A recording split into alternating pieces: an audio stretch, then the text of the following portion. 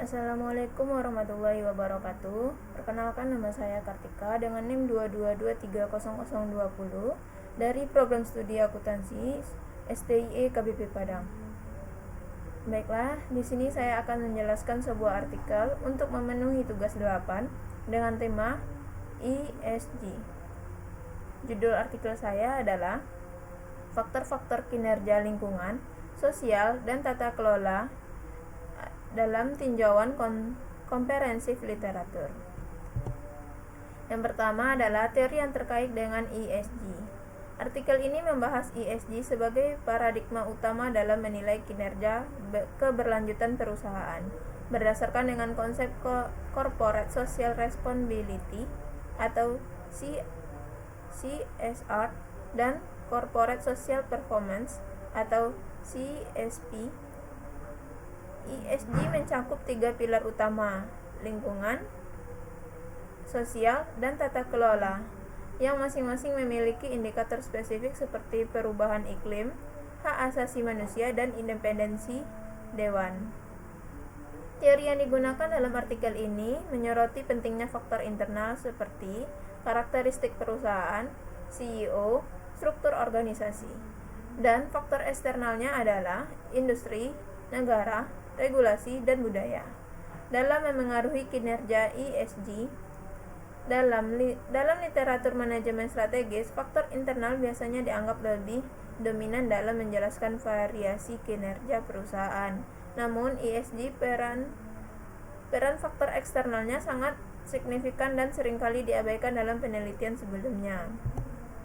Yang kedua, kasus yang dibahas sesuai tema. Artikel ini tidak membahas satu kasus spesifik, melainkan melakukan tinjauan sistematis atau sistematis literatur review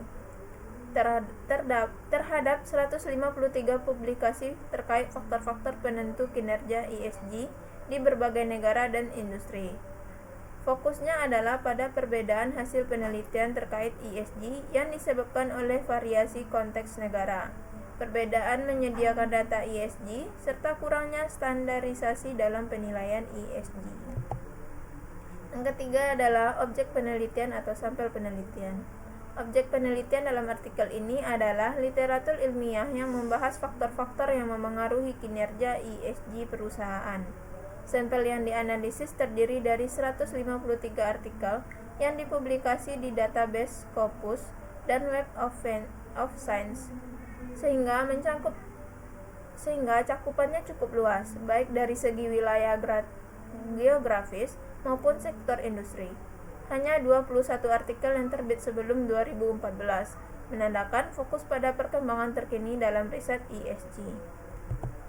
Yang keempat adalah teknik analisis data. Metode yang digunakan adalah systematic literature review dengan mengikuti prinsip PRISMA, yaitu Preferred Reporting, Items for Systematic Review, and Meta-Analysis. Prosesnya meliputi identifikasi, seleksi, dan analisis konten dari artikel-artikel yang relevan. Analisis yang dilakukan baik pada tingkat agregat atau keseluruhan ESG maupun disagregat atau masing-masing pilar I, S, dan G. Yang kelima, hasil penelitian. Yang pertama, perbedaan hasil penelitian. Artikel menemukan adanya ketidakkonsistenan hasil penelitian terkait faktor-faktor yang memengaruhi ESG, terutama akibat perbedaan konteks negara, metode penilaian ESG, dan sumber data yang digunakan. Kedua, faktor internal versus eksternal. Mayoritas penelitian lebih menyoroti faktor internal, padahal faktor eksternal seperti regulasi, budaya, industri, dan tingkat perkembangan ekonomi juga sangat penting dan seringkali diabaikan. Yang ketiga, kurangnya standarisasi. Tidak adanya standar penilaian ESG yang seragam menyebabkan sulitnya membandingkan hasil antar penelitian dan antar perusahaan. Yang keempat, kontribusi teoritis.